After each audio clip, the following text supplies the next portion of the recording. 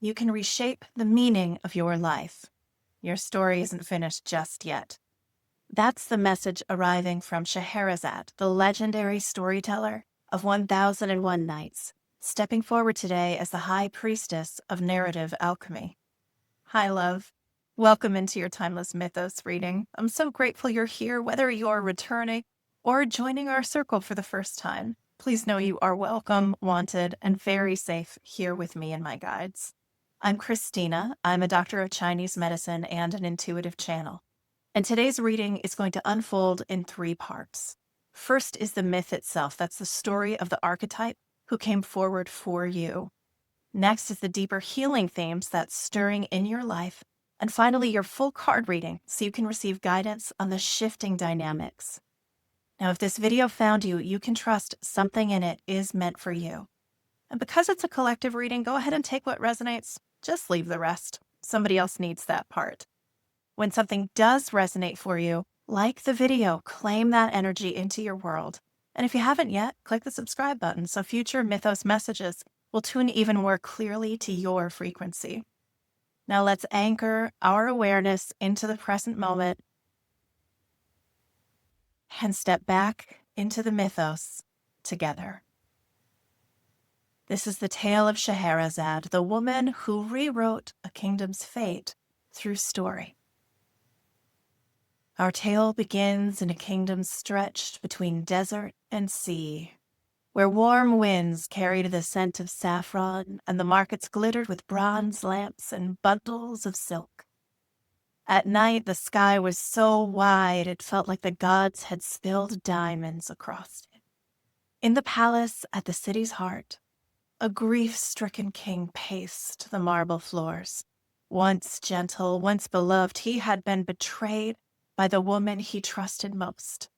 And instead of healing, his grief twisted into something sharp and vicious. He made a vow born of brokenness. He would marry a new bride each night and end her life by morning. Fear swallowed the kingdom. Families hid their daughters. Young women slept with sandals on their feet in case they had to run. The palace lanterns burned all night long, not in celebration, but in mourning.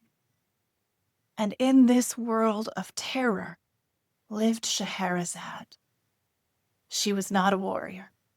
She was not a sorceress. She was not protected by rank, nor wealth, nor magic. Her gift was something far subtler, but more dangerous. She understood that stories shape the soul. Her father, the vizier, had filled their home with scrolls and tales of ancient heroes. She grew up listening to sailors talk about storms that bent their masts like reeds, healers who could read illness like beautiful poetry, and lovers who crossed deserts guided only by starlight. She learned that the meaning people assign to their suffering determines whether they heal or harden. But nothing tested that wisdom like what came next. One evening, as the sun bled pink across the horizon, the king's soldiers seized yet another girl. Her family screamed. Her mother clawed at the soldiers' arms. Scheherazade watched from her balcony, heart pounding, realizing something that chilled her to the bone. If someone didn't change the king's story, the kingdom would be consumed by it. So she did the unthinkable. She volunteered. Her father pleaded, begged, collapsed to his knees, but Scheherazade simply said softly, "Father, if I don't attempt this, what story will be left for any of us?" That night she walked into the marriage chamber wearing a simple white gown, her hair braided down her back with jasmine. The king sat like a shadow. Rage coiled inside him. He expected to meet fear, silence, obedience. Instead, Scheherazade began to speak in a lilting voice. She told him a story of a fisherman who pulled a brass jar from the sea bound with ancient seals humming with long-forgotten magic. Inside lived a djinn furious at the world, a djinn who had promised death to the one who freed him. The king leaned forward. Desire flickered not for her body, but for the ending. And just as the tale reached its turning point, she stopped. The king demanded the conclusion, but Scheherazade simply smiled and said, "Tomorrow night, my king." And for the first time in months, the desolate king spared someone's life. Night after night, she continued with her tales. But these were not just stories, they were mirrors. Stories that revealed the cost of vengeance, stories that unraveled arrogance, stories that showed greed, cruelty, and pride for what they were. Stories that illuminated courage, love, humility, and forgiveness. Stories that whispered, "You do not have to be the monster your pain made you." And every night, bit by bit, the king changed. Not because she manipulated him, but because she reframed the meaning he had given to his own heartbreak. She taught him and the entire kingdom a truth older than any throne. The story you tell becomes the life you live. After 1001 nights, the king realized he no longer wanted her story to end. He dissolved his decree, freed his people, and made Scheherazade queen. But the real miracle was this. Scheherazade saved her kingdom by rewriting the meaning of its suffering. She survived not by hiding, not by submitting, but by storytelling her way into a new destiny. And that is the medicine she brings you now. You are not trapped in the first meaning you gave your pain. You can choose a new interpretation, and the story of your life changes with it.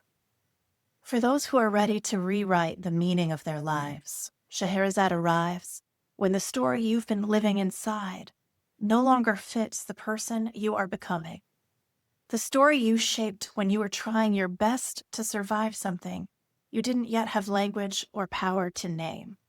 This is what changes now. This archetype speaks to the part of you that built an identity around vigilance, that created narratives to stay safe, that made sense of chaos through self-blame, softened yourself to avoid someone else's rage, became hyper-responsible when no one else around you was stable, learned to read situations faster than you could feel your own emotions, and equated staying alive with staying small. None of that was weakness. It was strategy. In Chinese medicine, when the Shen, the spirit of our heart-mind, is overwhelmed by pain or betrayal or fear, it pulls inward and tries to organize meaning to keep the system stable. Because the heart is the emperor of the kingdom and is responsible for regulating the operations of our body and spirit. So it will create a story, even a painful one, because a painful story still feels safer than absolute chaos. Meaning becomes medicine, and meaning becomes armor. But here is the cost. The story you created to survive often becomes the cage you live inside long after the danger has passed. You may still carry ideas like, "I have to be perfect or I'm unsafe. If I don't anticipate everything, I'll get hurt. My needs are dangerous. Love requires performing. If I express myself, people will leave. I have to earn my worth." These are not truths, love. They are survival interpretations. And Scheherazade arrives now to help you rewrite them. In Taoist cosmology, the story you believe becomes the direction your chi flows. If you believe you have to shrink to stay safe, your chi contracts. If you believe you must endure to be worthy, your chi stagnates. If you believe you can only receive love when you're pleasing others, your chi leaks outward in exhaustion. But when you change the meaning, when you reinterpret your past, the entire current of your life reorients. Your identity reorganizes itself around a new story. Your nervous system finally uncurls. Your shen in the heart rises again. Your jur, the will in your kidneys, strengthens. Your liver's hun, the part of your spirit that dreams, that plans, that imagines possibility, becomes free and easy and active again. Your po releases the grief stored in your body, and your spleen transforms old emotional residue into new intention. Narrative alchemy is not just poetry. It's physiology, and it's destiny. Scheherazade is here teaching today that you are not the story that hurt you. You are the storyteller who gets to decide what it means now. And this is not BS toxic positivity. This is sovereignty combined with neuroscience. This is the moment where you shift from, I survived because I was small, into, I survived because I was wise. From what happened broke me, into what happened shaped me. From I was powerless into I adapted brilliantly. From I can't trust myself into my intuition kept me alive, and now it will help me rise.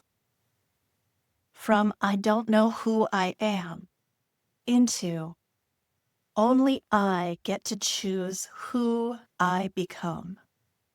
This is the medicine of narrative reorientation. You stop living the story someone else wrote for you and begin authoring one that honors your deepest truth.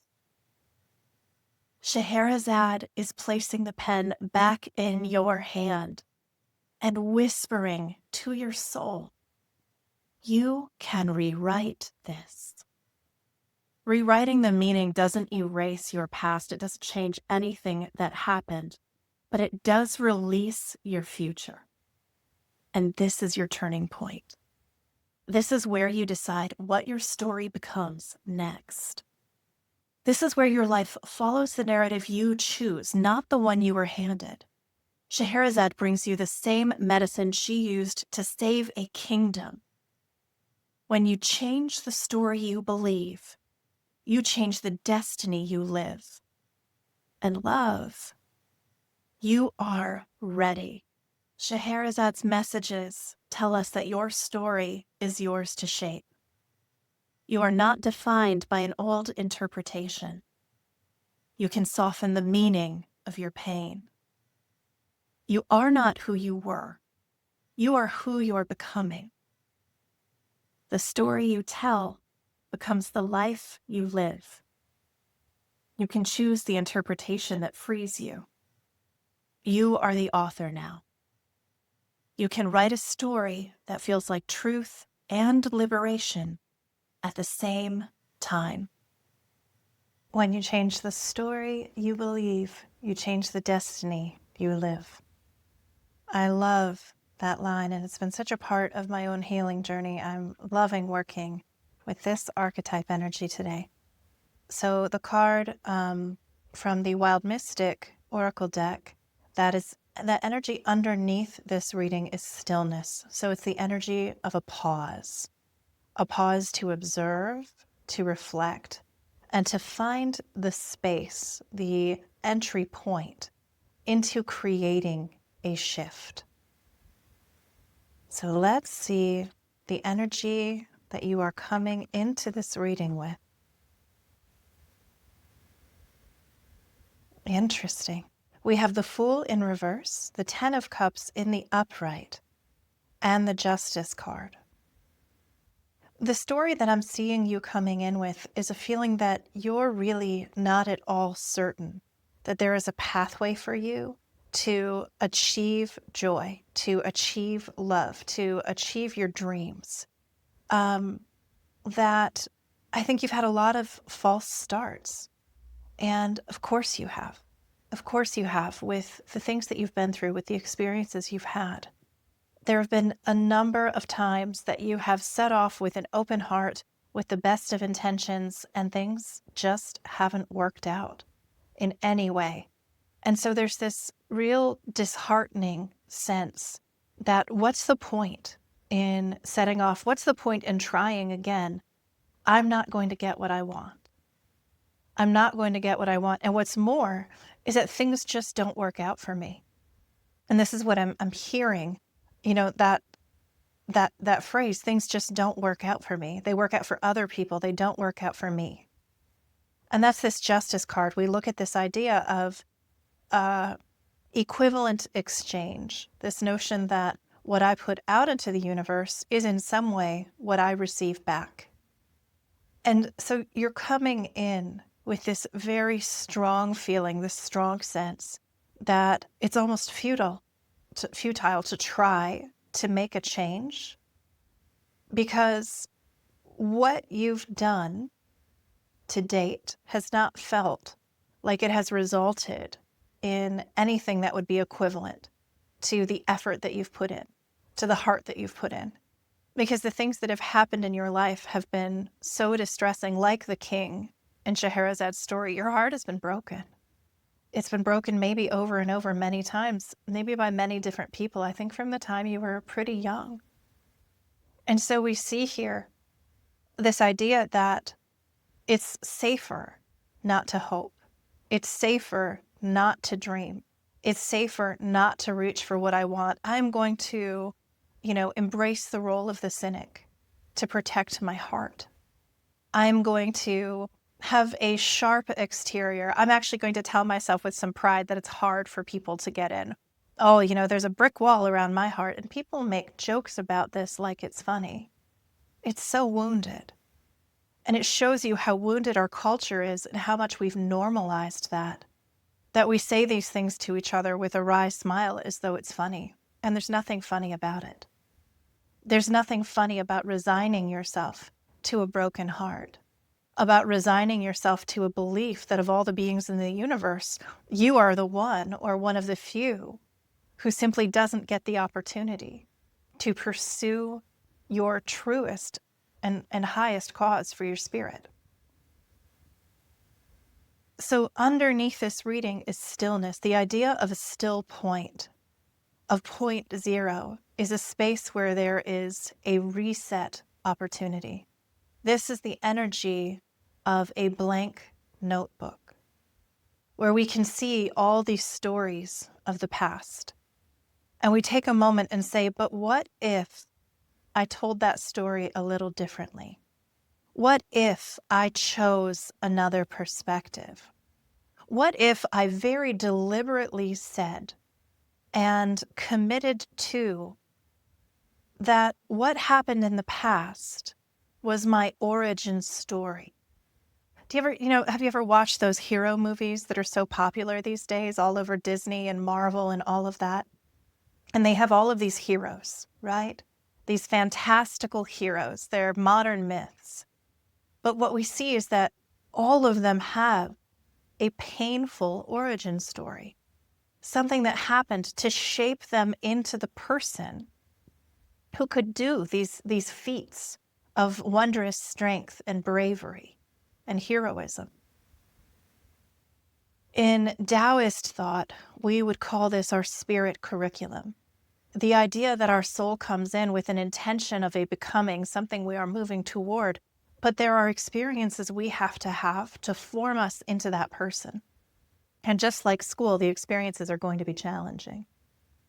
The weightiness of your curriculum, how heavy it is, determines the heights to which you might rise if you're able to work your way through it. And that's where the potential is in this justice card. That's where the potential is if we were to look at these 3 cards, not at this energy of these cards specifically, not from a space of futility, not from a space of telling yourself this can never work out. But what if it was possible to begin again, to move toward your happiest and highest, and to believe that there was a positive outcome to be had from what you've experienced? Not that it happened because of that, and I think this is a challenge in this type of reframing of our mental framework around trauma, around post-traumatic growth.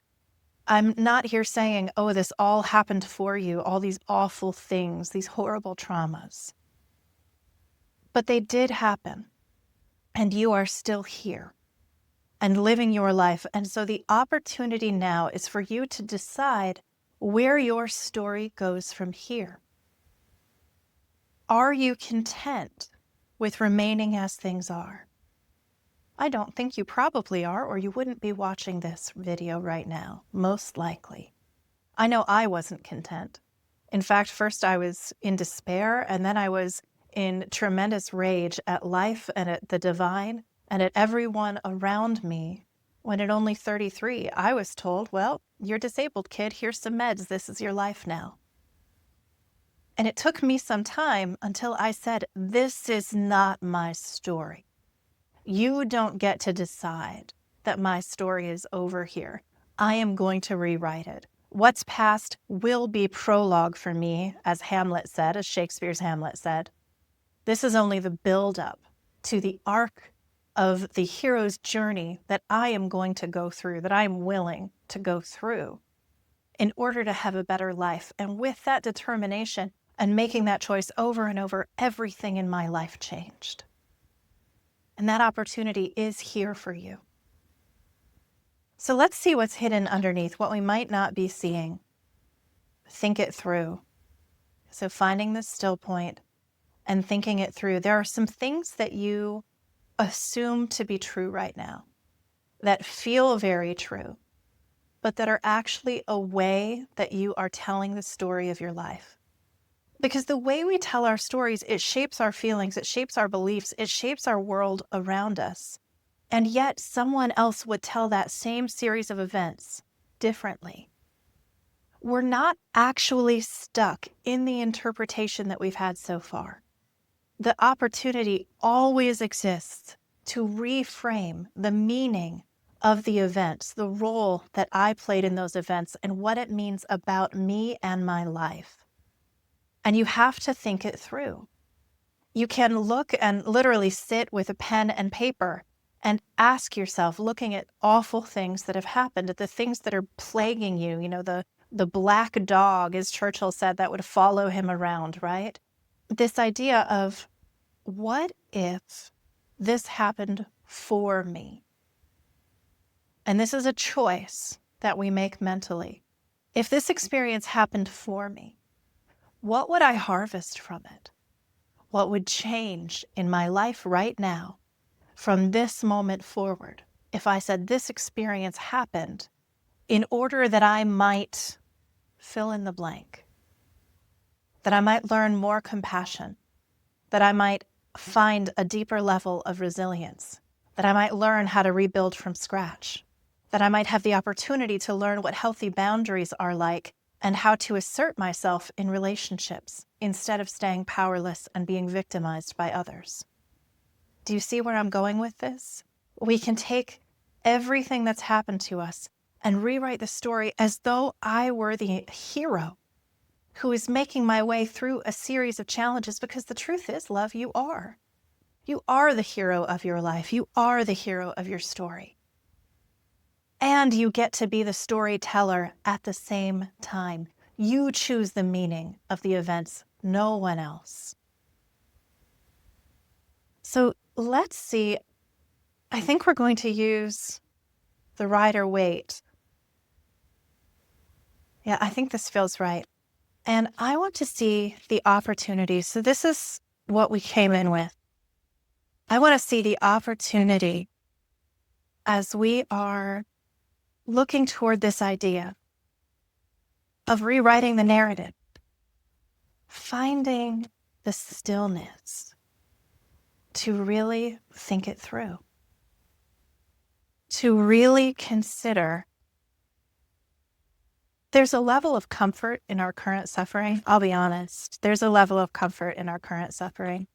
In the stories we're already telling, we harden into them a little bit, the same way the king in the story hardened into his tale. Something that happened briefly took 3 years, right? Right around 3 years, 1,001 nights of storytelling for him to heal. This was not a quick process.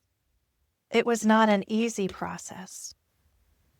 But these stories were told very deliberately to help reopen his heart so that that supreme controller, the heart, could restore coherence to the kingdom of his body and spirit,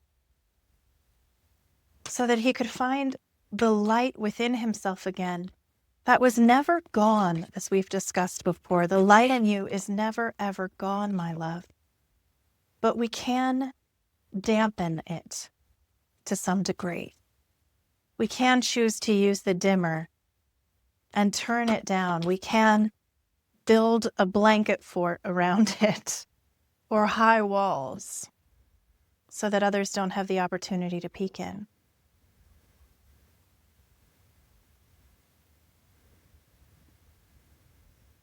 Interesting. 3 of Cups, 10 of Swords, Ace of Wands. 3 of Cups is, so we're looking at the opportunity for transformation. 3 of Cups is about coming together with others, right? About seeing the connectedness in your past story as we're looking at this idea of rewriting. And it was something that was very challenging for me in my own healing journey, was looking back, and the tendency is to say, everyone always hurt me. Everyone always this. This is how it went. People thought poorly of me, etc., etc. But there were actually so many times for every single one of us that other human beings offered us a bit of kindness, offered us a bit of compassion, a bit of support, often in very subtle ways. That's the way the world works. And yet that community was there. If you're feeling stuck, especially in this old story of betrayal and heartbreak, this 10 of Swords energy, you can also ask others for help in reframing this story. You can work with a professional, like a therapist or a coach. Not a coach, really. A therapist would be the appropriate place. Or you can also, a spiritual leader, if you have a faith community that you're a part of. Or you could join a writing community.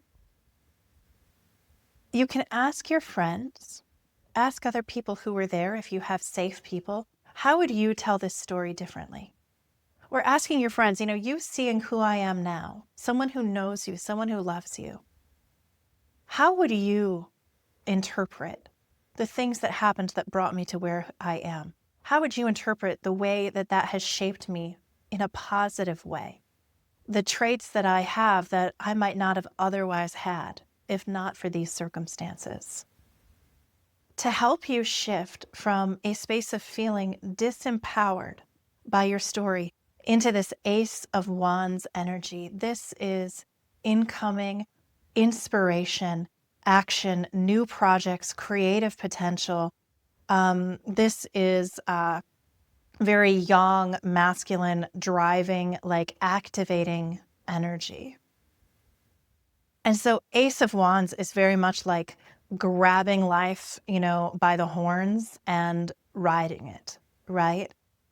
So how can the opportunity here in reframing these heartbreaks is to then see how through all of that, your spirit has been persevering forward and absolutely moving toward being the master of your own life, being the captain of your soul through this lifetime, allowing that you are a powerful creator.